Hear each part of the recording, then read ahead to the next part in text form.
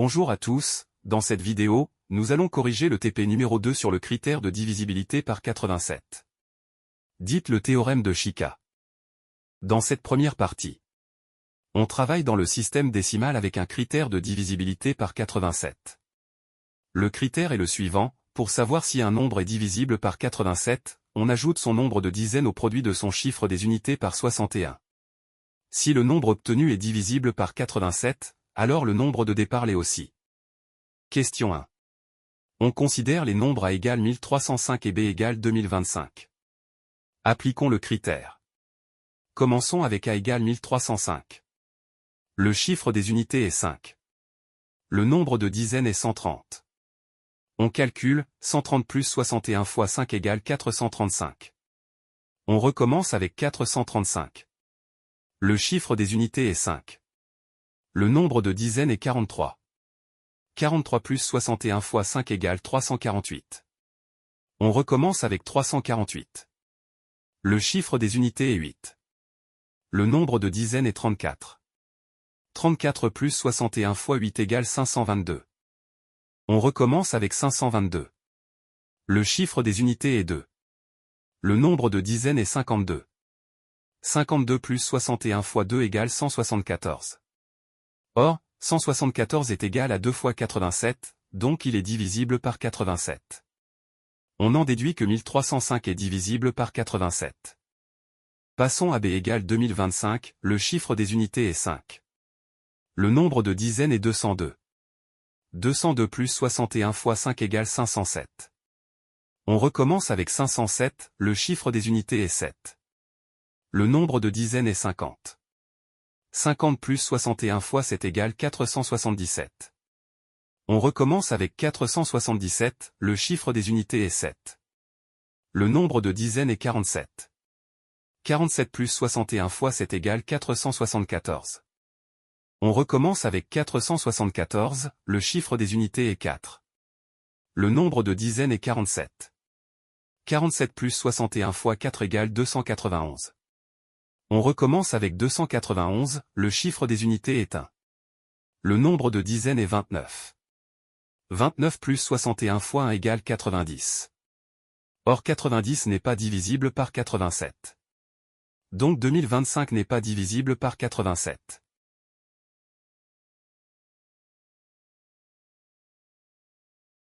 « 1305 est divisible par 87, tandis que 2025 ne l'est pas.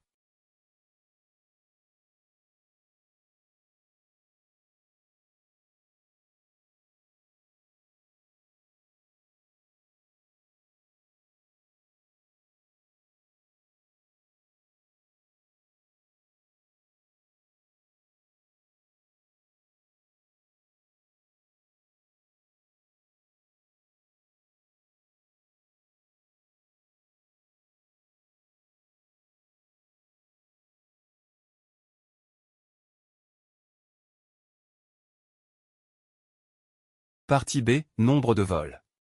On répète le processus avec Excel. Un nombre de vols correspond au nombre d'itérations nécessaires pour obtenir 87 ou 609. Dans cette partie, nous allons utiliser Excel pour générer automatiquement les multiples de 87. Suivez bien chaque étape. Cliquez une fois sur la cellule A1. Tapez simplement 87. Puis appuyez sur la touche Entrée. Cliquez à nouveau sur la cellule A1 pour la sélectionner. Elle doit être entourée d'un cadre. Maintenant, regardez en haut de votre écran, dans le menu principal. Cherchez le bouton Remplissage. C'est une petite icône avec une flèche. Cliquez dessus. Dans le menu qui apparaît, cliquez sur Série. Une nouvelle fenêtre s'ouvre. Dans cette fenêtre, vous allez remplir plusieurs options. D'abord, choisissez Série en ligne. Ensuite, dans Type, laissez linéaire. Maintenant, très important, dans valeur de pas, tapez 87. Dans valeur finale, tapez 10 000.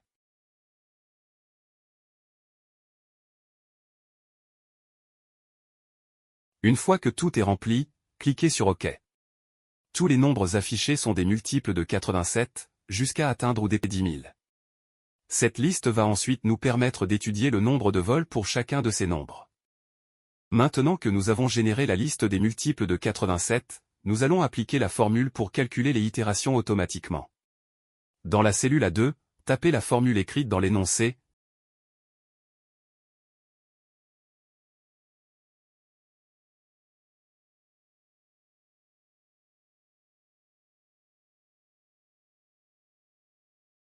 puis appuyez sur Entrée.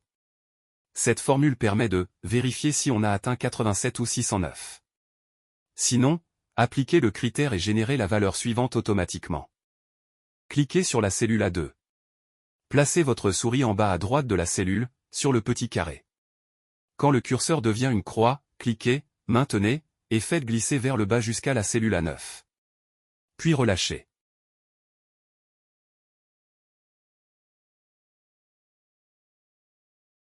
Maintenant, sélectionnez toute la zone de A2 jusqu'à A9. Ensuite, placez votre souris en bas à droite de la sélection. Et faites glisser vers la droite. Jusqu'à atteindre la colonne Digi, ligne 9. Puis relâchez. Excel remplit automatiquement toutes les cellules. Chaque colonne correspond à un nombre de départ, et chaque ligne correspond à une itération. Maintenant que notre tableau est entièrement rempli, nous allons calculer le nombre d'itérations, c'est-à-dire le nombre de vols. Cliquez dans la cellule B10. C'est ici que nous allons calculer le nombre d'itérations pour la première colonne. Dans la cellule B10, tapez la formule suivante, égale NB ouvrir parenthèse B2 2.B9 fermer parenthèse. Puis appuyez sur Entrée. La fonction NB permet de compter le nombre de cellules qui contiennent des nombres. Maintenant, nous allons faire la même chose pour toutes les colonnes. Cliquez sur la cellule B10.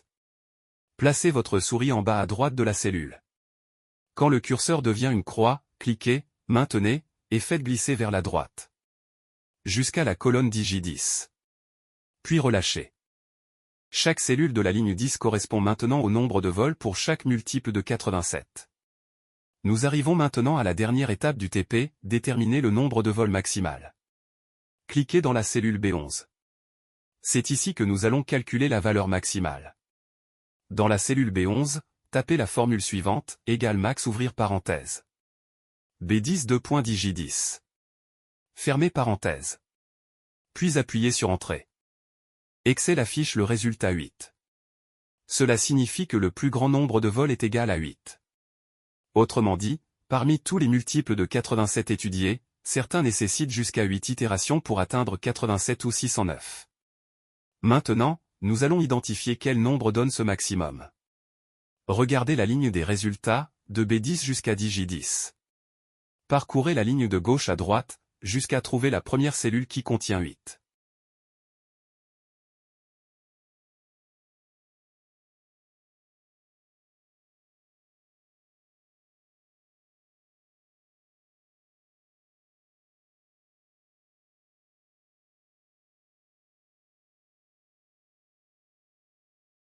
Une fois que vous avez trouvé cette cellule, remontez verticalement dans la même colonne, jusqu'à la première ligne. Le nombre que vous trouvez correspond au multiple de 87 recherché.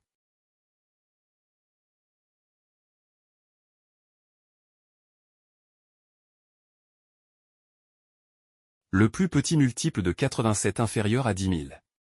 Qui possède le plus grand nombre de vols est 9309.